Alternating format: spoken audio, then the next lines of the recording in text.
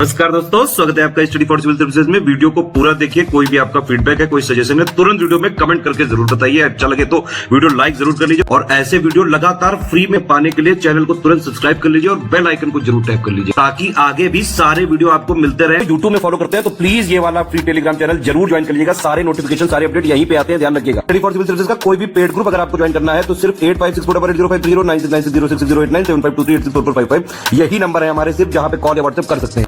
Instagram पे हमारा page जरूर फॉलो कर लीजिएगा, studyforcivil.services है। ट्विटर पे हमको जरूर फॉलो कर लीजिएगा, @studyforcivils है। सारे क्वेश्चन अटेम्प्ट करिए और स्कोर अपना तुरंत कमेंट करके बताइए।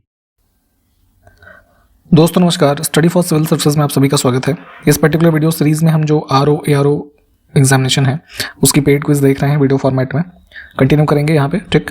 ग्रुप्स हमारे चल रहे हैं। आप एडमिशन अगर चाहते हैं तो डिस्क्रिप्शन बॉक्स खोल करके देखिएगा, हमारी कॉन्टैक्ट डिटेल वहाँ पे है, आप उस पर कॉन्टैक्ट करके एडमिशन ले सकते हैं, ठीक। फर्स्ट क्वेश्चन है, होयसल जो शासक हुए उनकी प्राचीन राजधानी का नाम द्वार समुद्र है, ठीक है, और इसका वर्तमान नाम क्या है। तो यहाँ पे पहले ये ध्यान रखेंगे कि इनकी कैपिटल द्वार समुद्र और वर्तमान में जो है ये कहाँ पे है, हासन डिस्ट्रिक्ट ऑफ कर्नाटका, और वर्तमान नाम क्या है, हेलिबिड, ऑप्शन सी।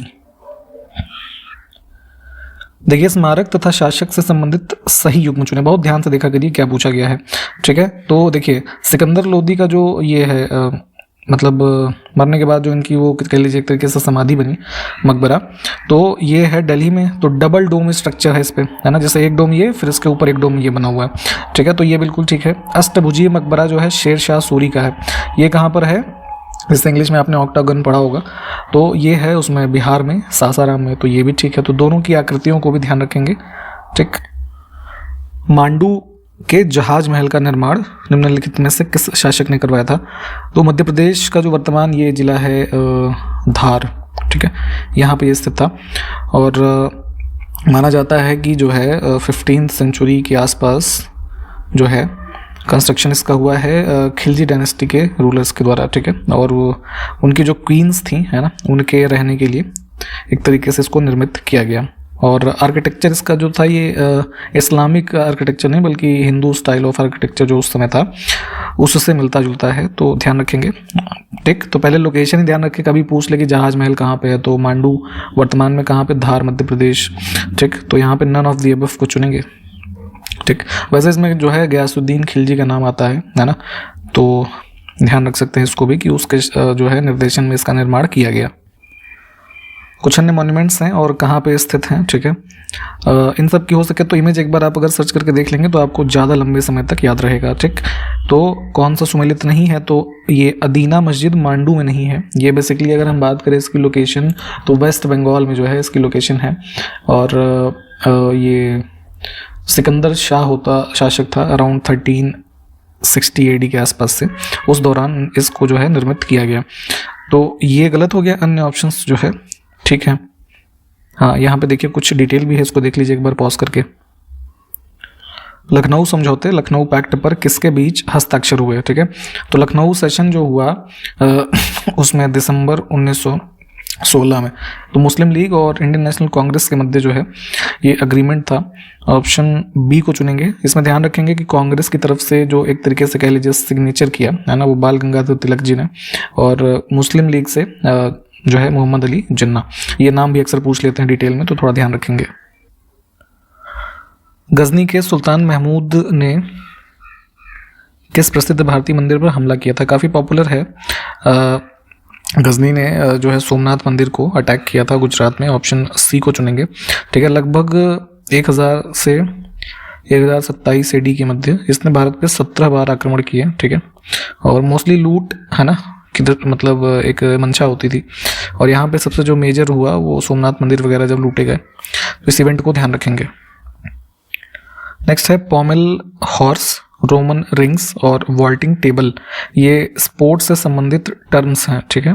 तो इसका संबंध किस खेल से है यही पूछा गया। तो ओलंपिक्स के गेम्स में खास करके आपने जिम्नास्टिक वाली जो एक्टिविटीज़ देखते हैं तो ये सब जो है उसमें ही एक्ट्स किए जाते हैं। अर्थशास्त्र जो कि एडमिनिस्ट्रेशन की एक बहुत ही फेमस पुस्तक है, ठीक है, किसके द्वारा लिखा गया, तो यहाँ पे ठीक जीव विज्ञान में IVF शब्द का पूर्ण रूप क्या है ये हमें बताना है। तो IVF होता है इन विट्रो फर्टिलाइजेशन, ऑप्शन जो बी है ना, इसको चुनेंगे। जैसे कुछ लोग जो नेचुरल प्रोसेस से है ना बेबीज़ को जन्म देने में समर्थ नहीं होते, तो ऐसे कपल्स में जो ये स्पर्म का फर्टिलाइजेशन महिला के एग के साथ है ना लैब वगैरह में करने की जो टेक्निक है IVF, उसको ही कहते हैं, ठीक है। भूत आराधना अनुष्ठानिक नृत्य जिसका नाम है भूत कोला, इसका संबंध किस राज्य से है? अभी कुछ दिनों माफ कीजिएगा, अभी कुछ दिनों पहले एक मूवी आई थी कंटारा, अगर आपने देखा हो तो उसमें ये परफॉर्म किए करके ही दिखाया गया है उस मूवी में काफ़ी व्यापक तौर पे। तो ये एक प्रकार का रिचुअलिस्टिक डांस होता है भूत कोला, हाँ कर्नाटका में मनाते हैं इसको, ठीक।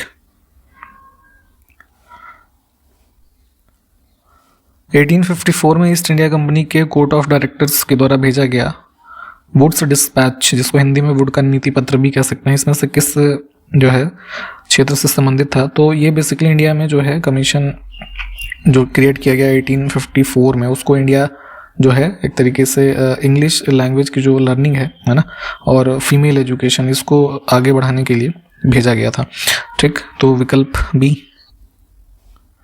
निम्नलिखित में से कौन सा मोटे अनाज का एक उदाहरण नहीं है? ठीक है, जो है ज्वार, रागी, बाजरा है ना, ये सब जो होता है, मक्का वगैरह, ये सब मोटे अनाज के उदाहरण होते हैं, गेहूं नहीं होता। किसी राष्ट्र की जनसंख्या के कार्यशील आयु वर्ग को सामान्यतः इसमें से किस आयु वर्ग के जो लोग हैं उनके बीच वर्गीकृत किया जा सकता है? तो यहाँ पे ध्यान रखेंगे कि जो है वर्किंग एज ग्रुप जो है उसको जनरली जो है 15 से लेकर के 59 वर्ष के लोगों के बीच है ना, ध्यान रखेंगे 60 तक मत पहुँचिएगा, 60 नहीं 59 इसके बीच क्लासीफाई किया जाता है। भारतीय संविधान का निम्न में से कौन सा अनुच्छेद नागरिकों के लिए समान नागरिक संहिता है ना, यूनिफॉर्म सिविल कोड, तो ये प्रावधान DPSP में है, आर्टिकल 44। हॉर्नबिल महोत्सव निम्न में से किस राज्य में मनाया जाता है? तो हॉर्नबिल बेसिकली होता है यहाँ नागालैंड में, ठीक है, ट्राइबल्स के द्वारा किया जाता है। और एक बार एक क्वेश्चन ये भी पूछा गया था कि जो है कब से कब मनाते हैं, तो ये 10 दिनों के लिए मनाया जाता है, प्रतिवर्ष 1 से 10 दिसंबर के बीच। तो अभी आने वाले दिसंबर महीने में जो है ये ऑर्गेनाइज किया जाएगा। भक्ति आंदोलन का प्रारंभ इसमें से किनके द्वारा किया गया था? तो मुख्य रूप से जो है 7th सेंचुरी में देखेंगे, सबसे पहले तमिलनाडु के रीजन में जो अलवार संत हुए जो कि विष्णु के उपासक होते थे, ठीक है, इनके द्वारा इसको स्टार्ट किया गया। ऑप्शन फर्स्ट को चुनेंगे। और इसमें जैसे जो पहले व्यक्ति का नाम कई बार पूछा जाता है तो रामानुजाचार्य, इनको ध्यान रखेंगे, ठीक है। और भी जैसे अलग अलग रीजन्स में जो भक्ति मूवमेंट चले, तो जैसे कर्नाटक की बात करें तो उसमें जैसे बसवन्ना का नाम आता है, ठीक है। इधर महाराष्ट्र वगैरह में देखेंगे तो जैसे ये नामदेव, तुकाराम, ये सब थे ना, इन सब का नाम ध्यान रखेंगे। नॉर्थ इंडिया में फिर जैसे भक्ति आंदोलन से संबंधित जो लोग हैं तो जैसे रामानंद है ना, चैतन्य महाप्रभु, फिर जैसे गुरु नानक, कबीर, रविदास है ना, ये सब तो अलग अलग है, थोड़ा डिटेल में चाहे तो देखिएगा।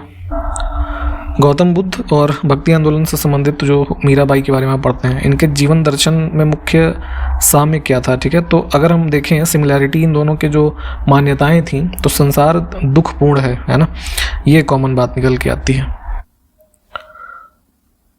कोई व्यक्ति किसी व्यक्ति से उसका धर्म, संप्रदाय या जाति न पूछे, ये कथन किसका है? ठीक, तो ये जो है उसी भक्ति आंदोलन के समय के ये सब जो है उक्तियां हैं और ये संबंधित है रामानंद से। मध्यकाल जो भारत का रहा उसके धार्मिक इतिहास के संदर्भ में अगर हम देखें, सूफी संतों के बारे में आप पढ़ेंगे तो उसमें वो निम्नलिखित में से किस तरह के आचरण का निर्वाह करते थे? ठीक, तो ध्यान साधना है ना, और जो ये मेडिटेशन वगैरह, श्वास नियमन, ये सब उसमें आता है, ठीक है। एकांत में कठोर यौगिक व्यायाम, फिर श्रोताओं में आध्यात्मिक हर्षोन्माद उत्पन्न करने के लिए पवित्र गीतों का गायन, तो ये सारी की सारी चीज़ें सूफी संतों से संबंधित हैं। सभी भक्ति संतों के मध्य एक समान विशेषता क्या थी? ठीक है, तो जितने भी अभी हमने नाम ऊपर आपको ये रामानंद, कबीर है ना, चैतन्य महाप्रभु, ये सब के अगर कॉमन चीज़ एक निकालेंगे आप, तो विशेषता ये थी कि वे जो उन्होंने चीज़ों को लिखा है ना, तो उसी भाषा में लिखा जिसे उनके भक्त समझते थे। तो मान लीजिए जैसे कबीर की आप दोहे सुनेंगे तो जिस रीजन में कबीर रहे है ना, उसी भाषा है ना, को यूज़ करके उन्होंने अपने दोहों को लिखा, है ना। तो ऐसे ही समानताएं अन्य भक्ति संतों के मध्य मिलती हैं। निम्नलिखित भक्ति संतों का सही काल अनुक्रम जो है ये चुनना है। अगर क्रोनोलॉजी देखें तो पहला ही ठीक होगा, ठीक है। कबीर, गुरु नानक, चैतन्य महाप्रभु और मीराबाई।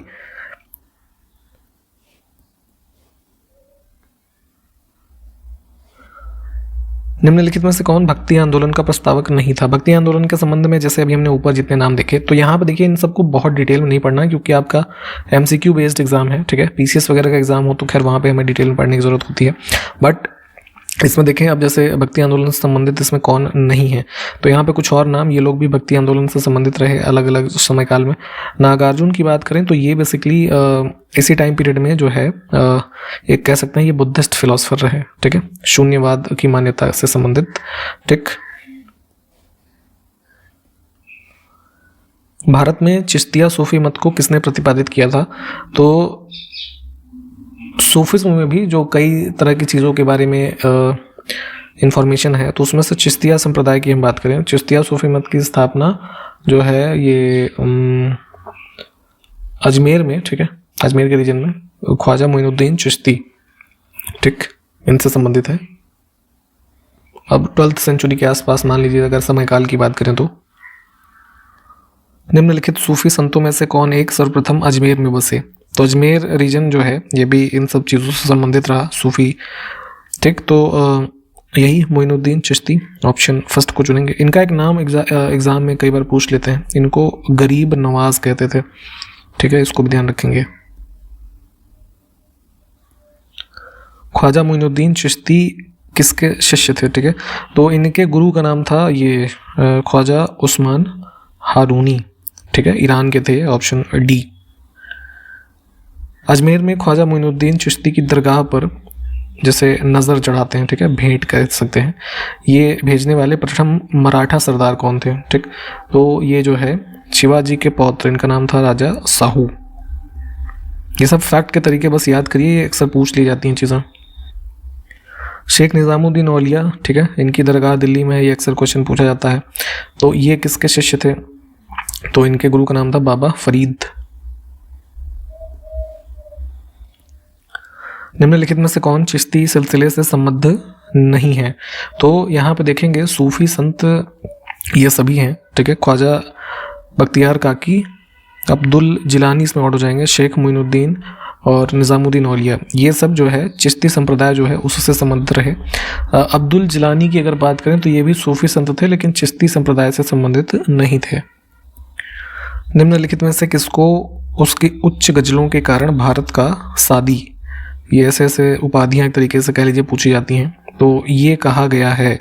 तो सूफी संप्रदाय से के टाइम पीरियड के ही सूफी संतों से संबंध जो ये इनकी प्रमुख गजलों के कारण अमीर हसन को सादी कहा गया, भारत का सादी। शेख फरीद या बाबा फरीद की अभी हमने ऊपर बात की, उनका सर्वाधिक ख्याति लब्ध शिष्य जिसने दिल्ली के 7 सुल्तानों का शासन देखा। दिल्ली सल्तनत के काल में लगभग 7 सुल्तानों के शासन काल को देखने वाले कौन हुए? निज़ामुद्दीन औलिया।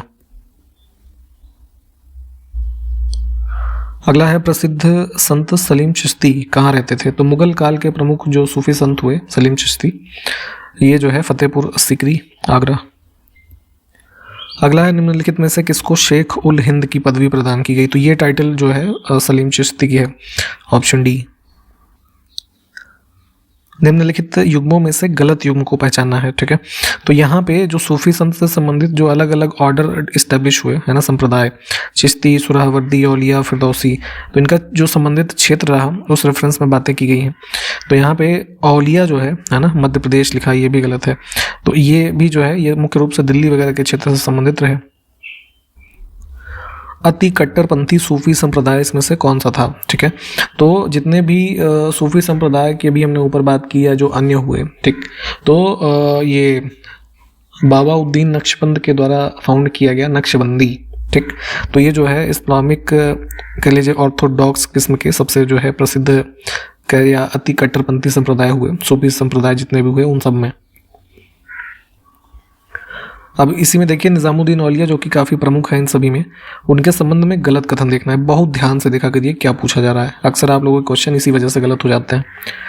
कहा गया है कि अब यहाँ पे 1 नंबर होना चाहिए था। ठीक, पहला स्टेटमेंट है, अपने उदार और सहिष्णु दृष्टिकोण के कारण वे महबूब ए इलाही इस नाम से प्रसिद्ध हुए। बिल्कुल ठीक बात है। और उन्होंने योग की प्राणायाम पद्धति जो है उसको इस हद तक अपनाया कि वे योग सिद्ध भी कहे जाने लगे। ठीक है, तो ये सब अडॉप्ट करने के कारण उन्हें योग सिद्ध भी कहा गया। ये बात भी बिल्कुल ठीक है। तो यहाँ पे गलत कुछ भी नहीं है, ऑप्शन डी को चुनेंगे हम।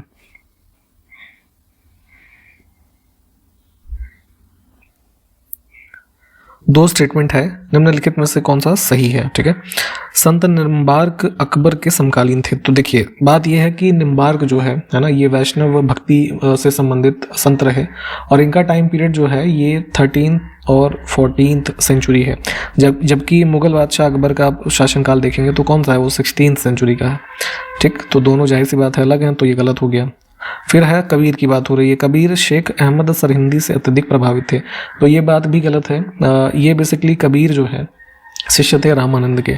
ठीक है, और ये अहमद सरहिंदी वगैरह नक्शबंदी सिलसिला से है ना संबंधित थे 16th सेंचुरी के आसपास। ठीक, तो अलग हो गया है ना ये वाला भी, तो ये भी चीज़ गलत है यहाँ पे, तो कुछ भी सही नहीं है। भारतीय इतिहास में सूफीवाद के संदर्भ में सही कथन फिर से देखने हैं। तो सूफी एक बार आप लोग प्लीज़ कोशिश करिएगा, जैसे यहाँ पे हो इस क्विज में कई सारे क्वेश्चन हमने इसके बारे में देखे, तो थोड़ा इस चैप्टर को अगर रिवाइज कर लेंगे तो चीज़ें क्लियर हो जाएंगी ज़्यादा। भारत में सूफियों की जो कादरी पद्धति है, सबसे पहले शेख नियामतुल्ला और मखदूम मोहम्मद इनका नाम था, हाँ, जिलानी, इनके द्वारा लागू की गई। तो ये बात यहाँ पे जो है इनके संबंध में ठीक है, अन्य ऑप्शंस गलत हैं। तो इसमें जितने भी हम ये सूफी से संबंधित संप्रदायों के बारे में देख रहे हैं या उससे संबंधित लोगों के नाम या जैसे वो किस क्षेत्र में संबंधित रहे, तो ये सब थोड़ा देख लीजिएगा, ये क्वेश्चन इसी सब से ही बनते हैं। निम्नलिखित में से किस सूफी संत के विचारों को सिखों के धर्म ग्रंथ, जिसे हम आदि ग्रंथ कहते हैं, ठीक, उसमें भी संकलित किया गया है? तो ये थे बाबा फरीद, इनका पूरा नाम था फरीदुद्दीन गज ए शकर। ठीक, ऑप्शन सी। दो स्टेटमेंट फिर से है, क्या सही है देख लेते हैं। मध्यकाल में संगीत पर संस्कृत में लिखी गई अनेक पुस्तकों का फारसी में अनुवाद किया गया। तो ट्रांसलेशन के संबंध में जैसे हमने शायद पिछले वीडियो में भी देखा था कि कई शासकों ने इस पर्टिकुलर डिपार्टमेंट ही स्टैब्लिश किए थे। ठीक है, तो ये बात ठीक है यहाँ पे। फिर है आरंभिक चिश्ती सूफी संत जो थे तो वो संगीत की सभाओं को ऑर्गेनाइज करते थे। ठीक है, और इन सभाओं को इनकी शब्दावली में समा कहा जाता था। ठीक, तो इसके शौकीन थे, यहाँ पे देखिए लिखा है ना, तो ये बात भी ठीक है। तो दोनों कथन यहाँ पे सही हैं। ड्रीम्स फ्रॉम माई फादर किसकी आत्मकथा है? तो ये यूएस के पूर्व राष्ट्रपति बराक ओबामा। जो बैटरी हम सब आप अपने इलेक्ट्रिकल जो अप्लाइंसेस है उसमें यूज़ करते हैं, तो उसमें किस प्रकार की ऊर्जा का रूपांतरण होता है?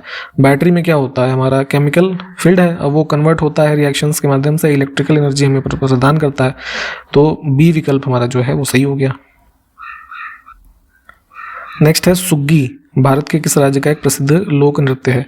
तो जैसे उत्तर प्रदेश के नृत्यों के तो बारे में आपको पढ़ना है, ये कई बार इस तरह के आसपास के जो राज्य हैं उसके बारे में पूछा जाता है।